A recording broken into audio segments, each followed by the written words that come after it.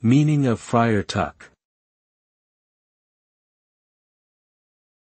Friar Tuck. Friar Tuck.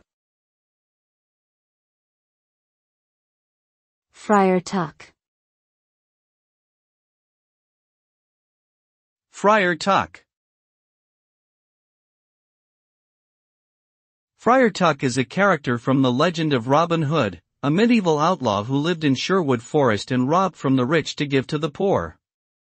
Friar Tuck is a jovial and rotund monk who serves as a member of Robin Hood's band of merry men.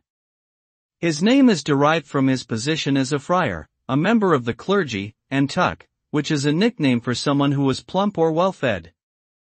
Friar Tuck is often depicted as a comic relief character who enjoys feasting, drinking ale, and engaging in a good-natured brawl.